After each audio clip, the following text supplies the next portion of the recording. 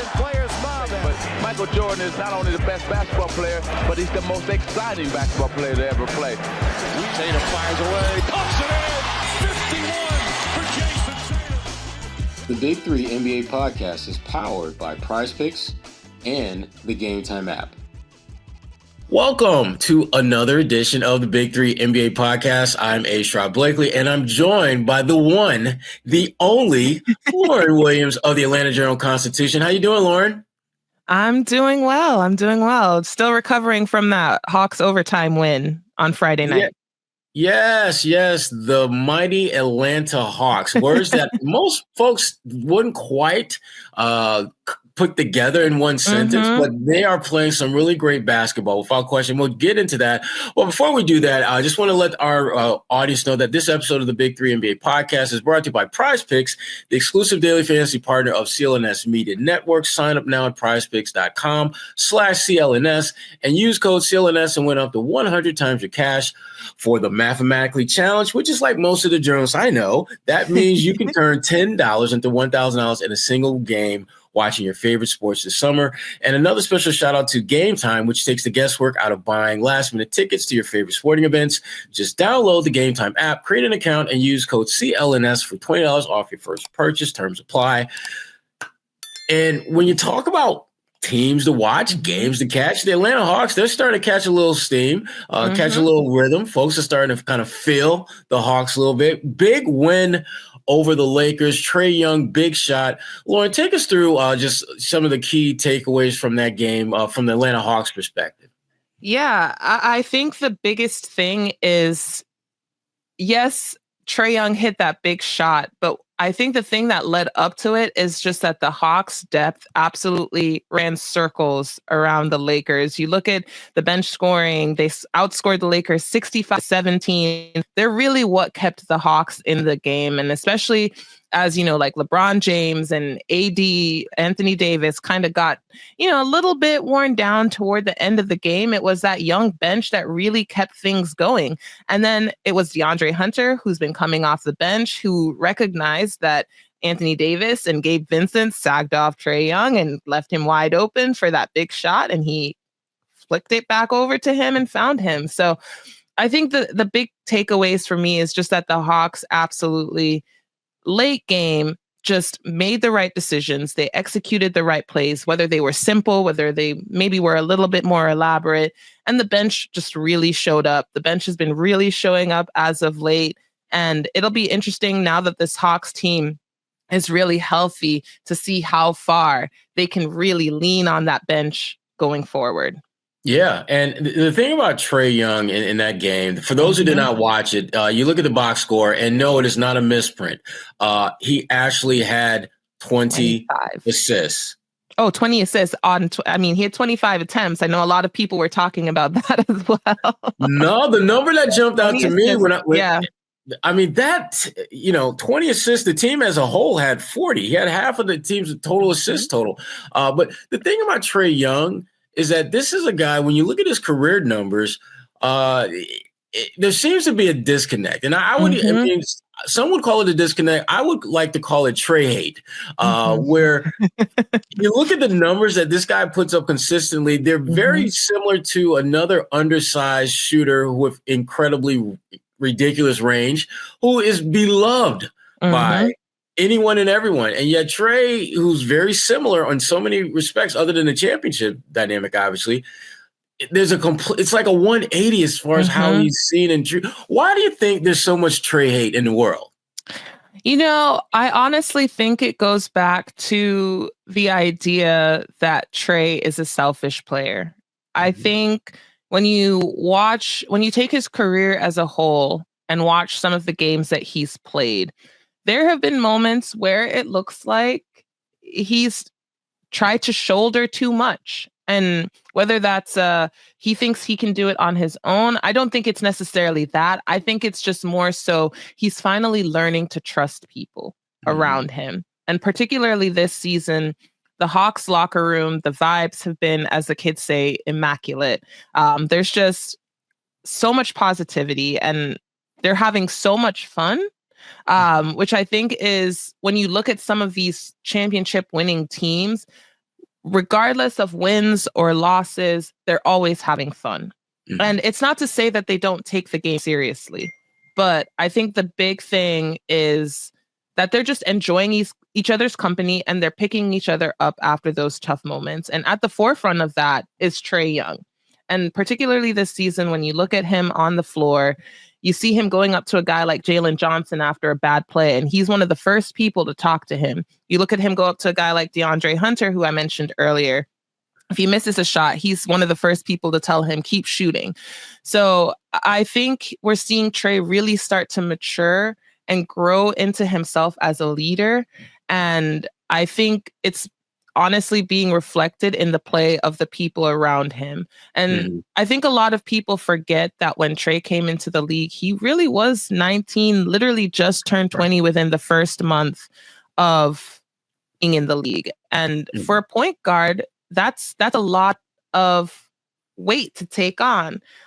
You look at some of the Hawks' locker room before the season, and you can wonder about some of the veteran leadership that they had in the locker room. You had Vince Carter, who can, try his best to teach a guy the right way to play, right way to be a leader, right way to handle business. But in a way, they play different positions. So it's kind of hard to, in some ways, relate to it. The next leader he's had is like a guy like Rajon Rondo, Lou Will, some controversial figures in their own ways, and you kind of wonder, was he learning from some of the right people of how to be a championship type leader in a locker room? But I think the big thing, with the addition of Larry Nance Jr. to the Hawks locker room this year, I think the big thing is that Trey's just really starting to trust his voice and that he has something to say. And I think it's resonating with the rest of the locker room. Trey's always said that assists are his favorite stats, but I think now we're really starting to see him live and die by it as opposed to just saying it. Yeah. Because it sounds good leaving your lips, but what is it something that you're applying on a day in, day out basis? And your point about leadership is interesting because, leadership is one of those things that it's kind of like playing the game that it's great to listen and watch, but the biggest teacher is by actually doing it, just like playing the game. And I think Trey, just watching him now, it seems that he's finally figured out the type of leader that he has to be as opposed to the type of leader that others believe he should be. Yes. And your point about his age, I think, is a really big one because, he's 26 years old. Yes, he's still very young. Yes. And that's the thing about, his whole situation that for those of us on the outside looking in, we wondered whether he was ever going to get to the point where he would be mature enough where we could make a true assessment of where he is as a leader. Because up until this point, you always had the default that, he's not doing this right or that right, but he's only 23. He's doing this, but he's only 24. At 26, that's kind of where you make that pivot, where you either get it or you don't. And it seems that he clearly has figured out what he has to do to be an effective leader. For sure. And whether that's, him having come to Jesus moments with people in the front office or Quinn Snyder, who knows what it was that was the catalyst for it. But I think the big thing is that the Hawks have really stressed as an organization that they want to play team basketball, that they want to be an unselfish team. And if those are the words that you're putting out there, you can't have the face of your franchise completely undermining that, right? And so I think, the fact that the Hawks really are being a team that plays for each other and trusts each other, it starts with Trey Young. And he's, again, like I said, living and dying by those words. Yeah, and it shows in their success. But obviously, as a guy who has proclaimed that he loves assists, and you look at his numbers, he's averaging better than 12 per game, along with 21, 22 points, something like that, scoring wise. You need other guys to make some plays too. Yes. You need guys to finish. And I guess the thing that brought a lot of questions, at least from the outside, again, from the outside looking in, was when you had a guy like Jonathan Murray, who was a really good scorer. For whatever reason, it just didn't work. Now that he's gone, what's the assessment as to what types of players does Trey need to be surrounded with to be successful? Because it's pretty clear that the group that he's working around now is an ideal fit for him. What makes this group around him now such a unique or an effective pairing for Trey Young's skill set? I think the key thing is that they have so many long, athletic wings. You look at a guy like Jalen Johnson. He can help take some of the pressure off of Trey as a scorer because you never know if he's going to try and attack the basket or, and this season in particular, he's really starting to become a 3-point threat. You look at their rookie, Zachary Risachet, who moved into the starting lineup when DeAndre Hunter went down with an injury. And since he's been back, the Hawks have been bringing Hunter off the bench, which has been probably one of the best decisions that they've made so far this season, of course. But you look at the rookie and he's really poised. He has, and one of the other Hawks reporters that, regularly covers the team, he kind of summed it up pretty well that, and excuse my language, Zachary Risachet has a IDGAF attitude. I don't want to say the full word, but basically he doesn't really care. He says he's going to score. He's going to get his baskets, but he's just really interested in making sure that this team wins. He's not going to be starstruck. He's going to play A+ defense for a 19-year-old and consistently do so. And again, that takes some of the pressure off of Trey Young. Then you have Dyson Daniels, who can create plays, but you still want to see that part of his game grow a little bit more.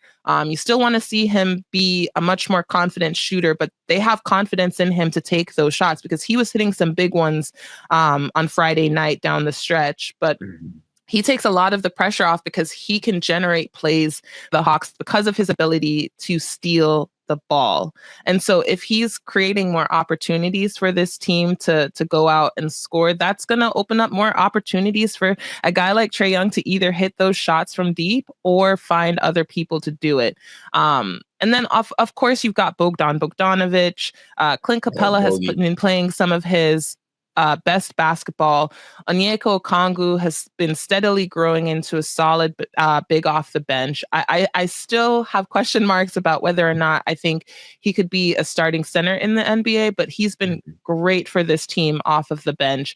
And so I think the big thing is that they've just stacked so much athleticism around him and guys who are confident in shooting the ball. And they have a coach like Quinn Snyder who has emboldened them to take those shots. I mean, the Hawks have had this mentality, and again, excuse my language, but they used an acronym LTFF, which basically means let that fly. And so when you have a coach kind of giving you the green light, no matter who you are, up and down the lineup, to take those shots, I think that's going to generate a lot of confidence in these guys. And I think it's generated a lot of confidence in DeAndre Hunter, who prior to this season, it seemed like he really needed to have the ball in his hands, but he's thriving off of not necessarily being the guy that does so. And I think because they're playing the pass more, again, going back to that unselfishness, it's really helped to grow the confidence of the people around Trey. And that has led to him trusting them a lot more to take those shots. Absolutely. Absolutely. Before we go on, I just want to give a quick shout out to our one of our favorites here at the Big 3 NBA podcast, and that's Prize Picks, which is the best place to get real money sports action with over 10 million members and billions of dollars in awarded winnings. Prize Picks has made daily fantasy sports accessible to all. You just pick more or less on at least two players for a shot to win up to 100 times your cash. Run your game all season long on Prize Picks. Sign up today and get $50 instantly when you play $5. You don't even need to win to receive the $50 bonus. It's guaranteed. Prize Pick is the best way to win real money this basketball season. Looking at which players are going off, like a Trey Young, for example, which ones aren't. Peyton Pritchard, Boston Celtic. We'll talk a little bit more about that later. You can make your picks in less than 60 seconds and turn your sports opinions into real money all season long. If you want in, just download the app today and use the code CLNS to get $50 instantly after you play your first $5 lineup. That's download the app, Use the code CLNS to get $50 instantly after you play your first $5 lineup. Prize Picks, run your game. And we are going to run right into the next topic of conversation. And you touched on a person I wanted to get into a little bit, and that's head coach Quinn Snyder. Yeah. Quinn, you know, a lot of coaches are being thrown around as having great seasons. We've heard about Steve Kerr, although his team has really struggled lately. Yeah. The job that Ken Atkinson is doing in Cleveland certainly is notable. But you start looking, I mean, the hottest team in the East right now is looking like it's the Quinn Snyder's Atlanta Hawks. Yeah. What is he doing from maybe not necessarily X's and O's, but just what is he doing in a broad sense that has allowed this team to be as impactful as they've been of late? I think the big thing is that he's using this team's youth to their advantage. And it's as simple as telling them to run, get out and run. There's no reason that, you know, if a play in transition happens, everybody shouldn't be running. If you turn over the ball, there's no reason that they shouldn't be running to get back and try to make an impact on the defensive in that way. You know, running to get to their spot, spacing the floor, making sure that they're continuing to build on each game and the habits that they've started. And I think the big thing is just that, you know, he just wants them to play hard. But I think what really stuck out to me so far this season is just how much he's transformed them into more of a defensive team. And I think, of course, that starts with Dyson Daniels, but he's really got everyone from Bogdan Bogdanovic, who had 5 steals against the Milwaukee Bucks, which is a career high for Bogey. And he wasn't necessarily known as a defensive player. Oh, he's not. Yeah. But I've seen that scouting report on him, and defense is not anywhere in the top 5. Exactly. And you've got a guy like him buying in and really impacting plays in just so many different ways, whether he's getting into passing lanes and deflecting the ball up. He's not afraid to play physically at 31 or 32 years old. I know that's not supposed to be old. I'm 32 and I don't feel old, but by NBA standards, we know once you're over 30, you're on the other side of your like career. You carrying the AARP card or something. Exactly. Yeah. But Bogey has not been afraid to get into the bodies of people and really try to disrupt the dribble. And that's huge for the Hawks. Of course, DeAndre Hunter, who has always been a guy that's been known for his defensive skills, has continued to thrive with Dyson in the lineup because, again, it takes the pressure off of him to guard the best player because the Hawks can put Dyson on the ball. Hunter can handle off the ball duties. And we know that he's more of an elite off the ball defender. I think the big thing is that he's just playing to everyone's strengths. And he's putting them in positions that will make them successful. And so I think because he knows that this team is young, he's telling them to run the ball. He's using their athleticism to their advantage. And I think that's a big key. He's also putting a guy like Jalen Johnson in a position to really impact plays as a playmaker, creating shots for others. So, yeah, I think he's doing quite a few different things. I'm not a huge schematic nerd, but it just seems like his idea of them trying to play the pass more, take advantage of the guys who can make plays for each other.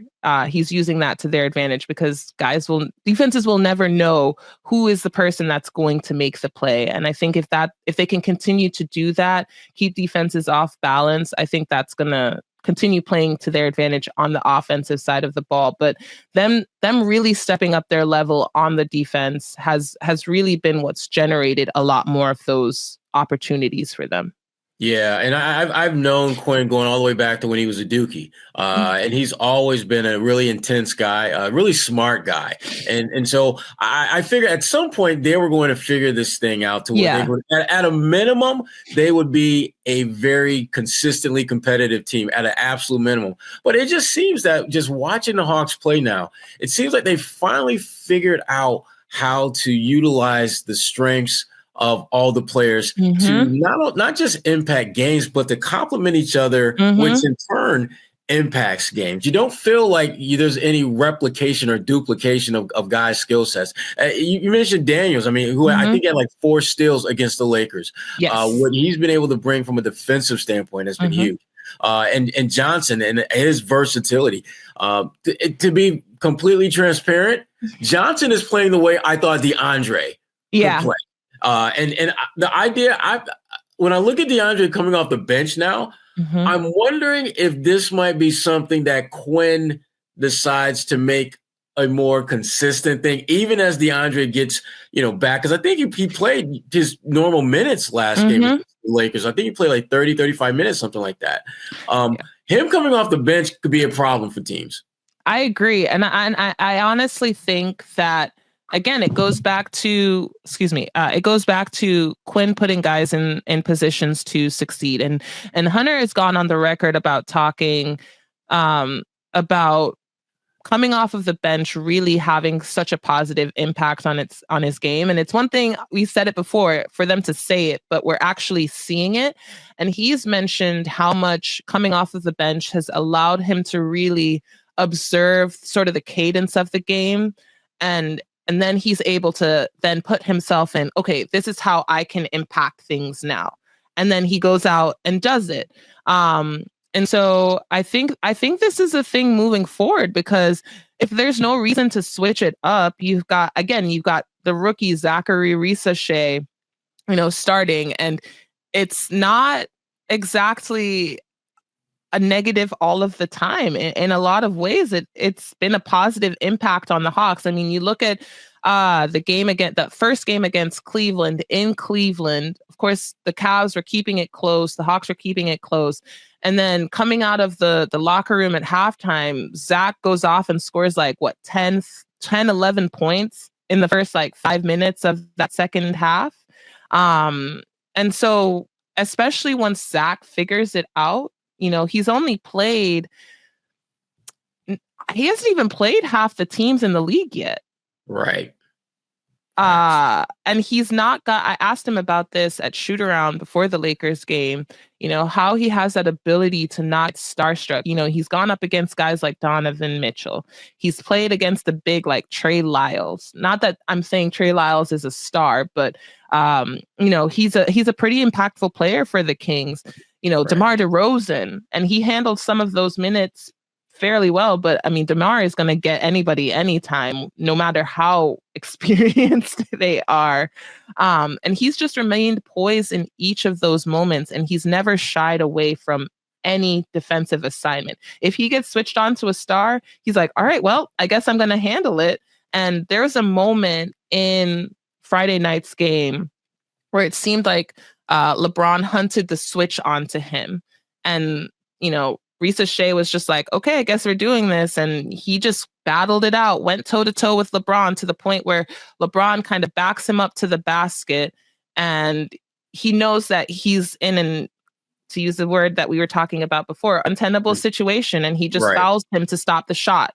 And so, yes, you never want somebody to foul LeBron because he's a bucket at the free throw line. But is it better for him to try and go up and get that shot? Or is it better to just make the foul and maybe hope that he misses one of those free throws or both of those free throws?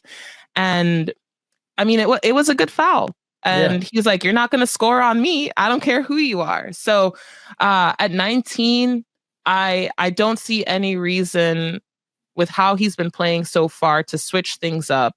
And so to go back to the point of Hunter coming off the bench, complementing Bogey's skills, I think that's huge for the Hawks. I think the big thing for them moving forward is just some of that ball movement when Trey goes to the bench, because there are some times in the game when Trey goes for his rest where it's like everything just kind of stops and they can't, no matter what they do, they just can't generate any kind of plays, and then the defense falls apart.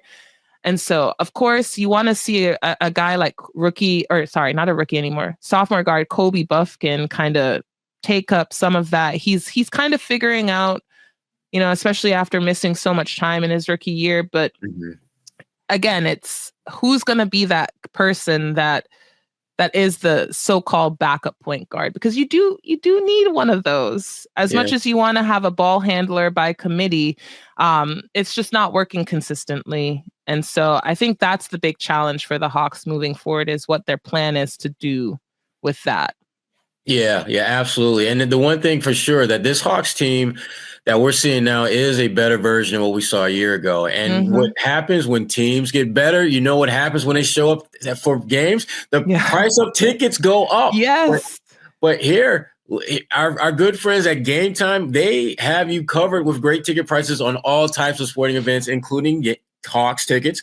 And when I'm thinking about going to a football game or a concert or an NBA game, the first place I go is Game Time. I know with Lauren's alma mater and my alma mater, Syracuse University, playing really good football, they will be going to a bowl game.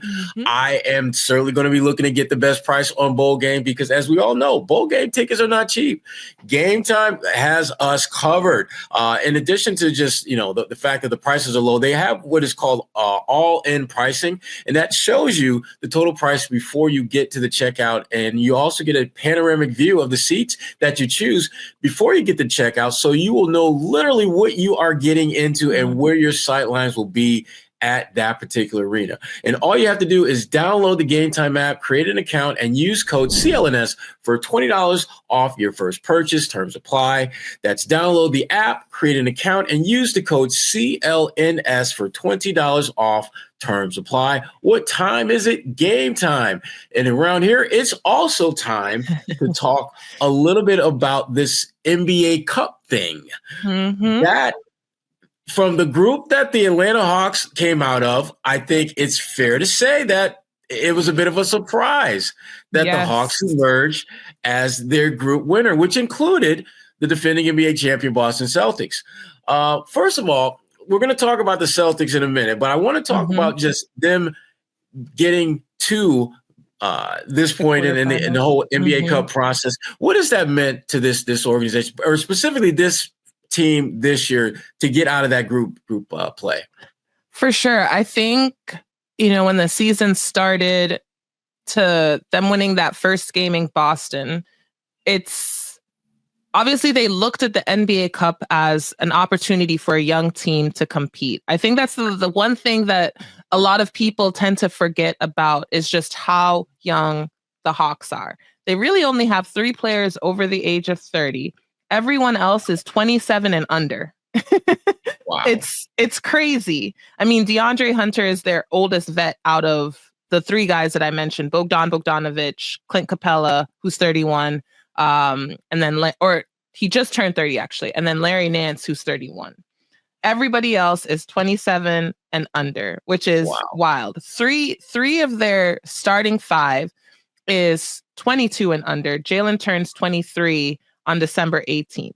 So the fact that the Hawks, who are as young as they are, has pulled this off, I think just shows how hard that they've been playing, and that being competitive every single night is at the forefront of their minds. And so it's meant a lot because they know, and we've seen across the league coaches talking about the importance of having this sort of secondary opportunity for, high level basketball for young teams. You saw it last year with the Indiana Pacers and how far they were able to take it. They were the Eastern Conference semifinalists. Yeah. They went to the finals, and then they took it all the way to the playoffs. And so, I mean, heck, the Eastern Conference finals.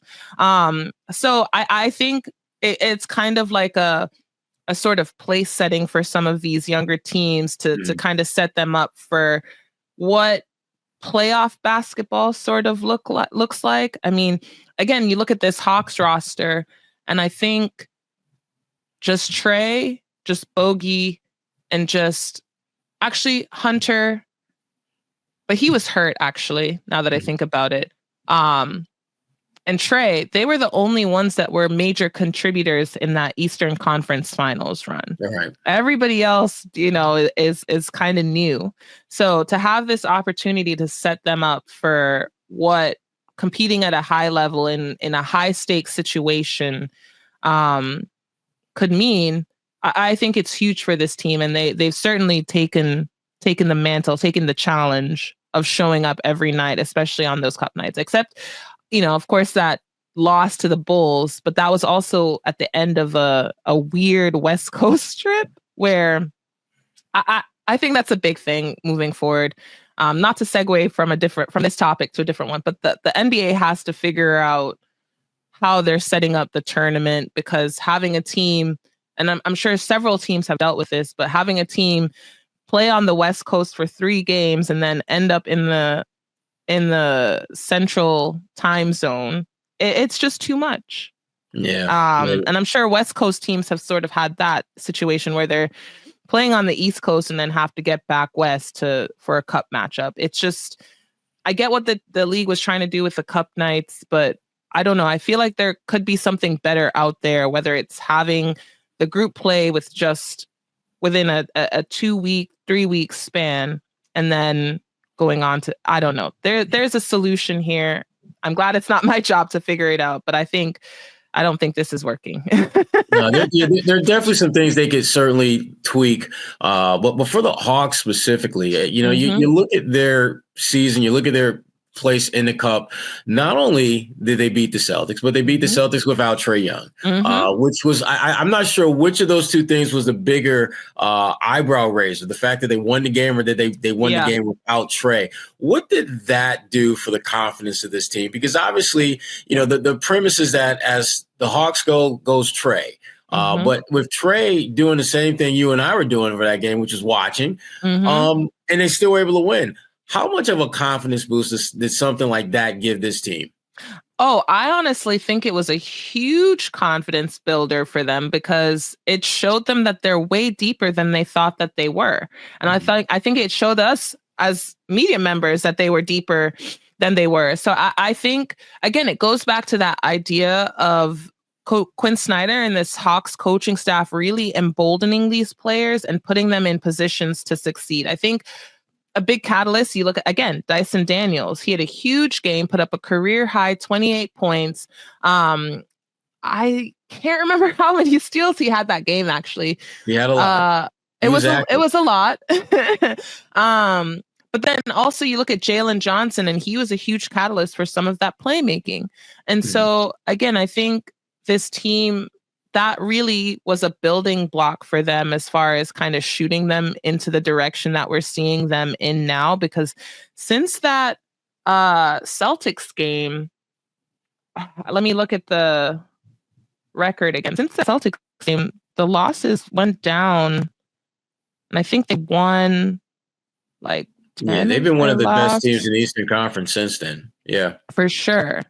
Since that Celtics game, they've won. Because overall, they're like 4th in the East now, 4th or 5th in the East. They're 5th in the East after Milwaukee lost to the Celtics on Friday. So they won their Wizards game after that. They had that weird loss to the Trailblazers. But they've won, 6 out of the last 10 games. So they're 6-4 in their last 10 games, which is huge. So I think you can call that a huge confidence builder when you're taking out the reigning NBA champions without your top player. And so I really do think it just sort of showed them that they're much deeper than they are, and that they were just sort of biding their time until they could get healthy. And then they got healthy. They got Dre Hunter back. They got Bogdan Bogdanovic back. Kobe Buffkin came back and injected another set of life into them as that secondary ball handler with the second unit. Granted, again, he still has room to grow, but it still made a difference when your rotation is finally healthy again. You've got your guys back. You have your depth back.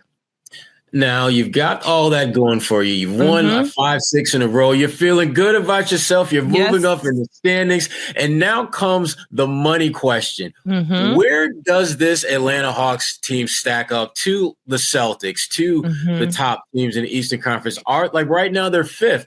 Are they a top 4, top 5 team in the Eastern Conference? And how much closer do you see them being to knocking off the Celtics? Because they're the champs. They're the team that you're trying to get past.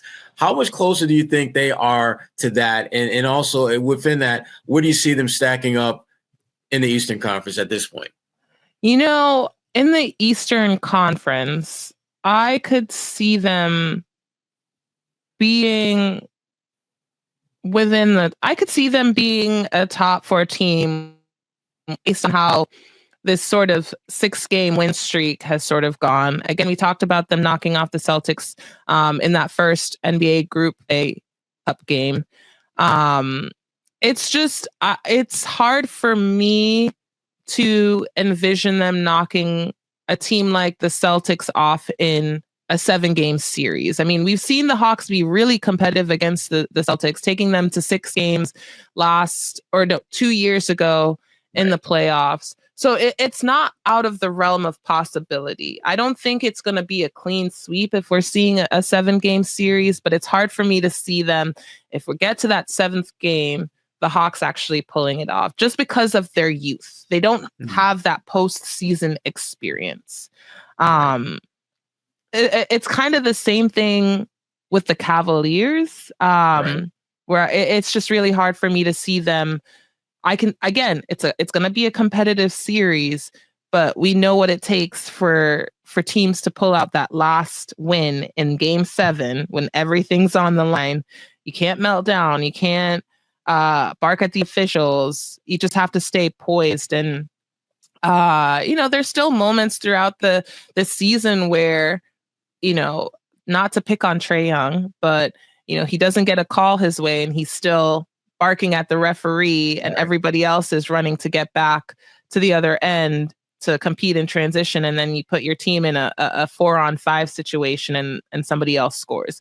Or last night, Friday night, for example, LeBron, Hunter hit a game, what could have been a game-winning 3 with like 26 seconds to go. On the other end, LeBron's dribbling in, a pass gets deflected. In that moment, a Hawks player should be there to try and get that loose ball.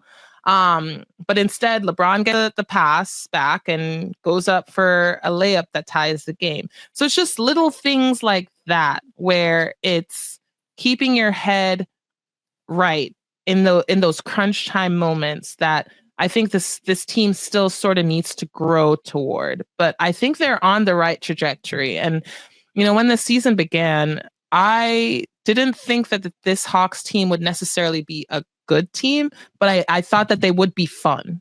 And we're seeing a lot of fun out of them, and they're also a good team. So it'll be interesting to see how they continue to grow moving forward. But again, when I think about sort of those 7-game series and just thinking about those little things that are what make a championship team, I still think the Hawks need to grow in some of those moments. But I do think you're going to get competitive matchups out of them night in and night out. Yeah, absolutely. And, that people forget that, 2-3 years ago, those little things were the things that cost the Celtics chances to move on and win a championship. And it does. That's where the experience factor of going through the disappointment of defeat and not going as far as you want to comes into play for sure. For sure. Yeah. Lauren Williams of the Atlanta Journal-Constitution. This has been great. I got my fill of the Hawks, and hopefully. Yeah. Hopefully, we'll be having conversations in April and May if there's a playoff series between these two. I'd certainly, everyone knows how I love me some Atlanta. So I'm all for a Trey Young, Jason Tatum, Jaylen Brown, 2nd round conference finals matchup. I'm all for that. I think it's in the books. The Hawks this season have really exceeded sort of my expectations. Just one, obviously, with how they've handled this NBA Cup, being a team that's in contention for the NBA Cup championship and maybe raising a banner, God forbid, in the arena with that. And then obviously making it into the top 5 at this point of the season when, they started the season off, 4-7 in those first 11 games. I think the big thing is that they just have to continue building on it and kind of fixing those little things, those little end of game things that can be the tipping point in a 6 or 7 game series against a playoff team.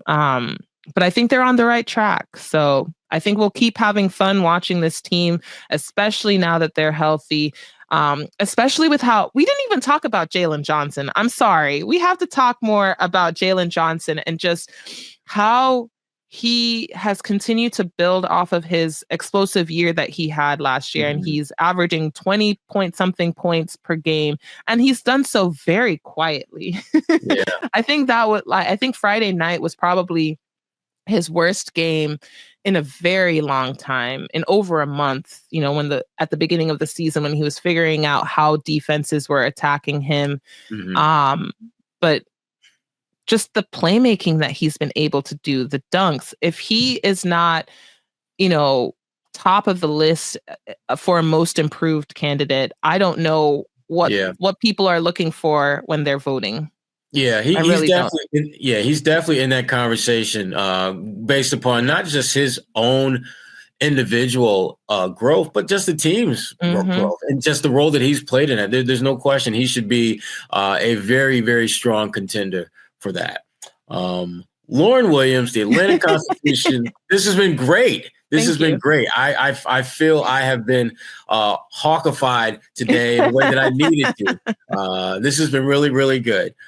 Before we get out of here, just want to do one more shout out to Prize Picks, the exclusive daily fantasy partner of CLNS Media Network, and also our good friends at Game Time, which takes the guesswork out of buying last minute tickets to your favorite sporting events. Just download the Game Time app, create an account, and use code CLNS for $20 off your first purchase. Terms apply. Again, download the app, create an account, and use the code CLNS for $20 off your first purchase. Terms apply. Lauren, this has been awesome. We're going to have to do it again. We're going to have to do it again. And maybe we'll bring Kwani Lunis on next time. If we can get an audience with Kwani Lunis, she's incredibly busy these days, as you probably know. But Lauren, this was really good. And again, thanks for coming in for the Big Three NBA podcast. Again, Sherrod Blakely for Lauren Williams. Thanks for tuning in, folks. Have a wonderful day. Thanks. Thank you, guys.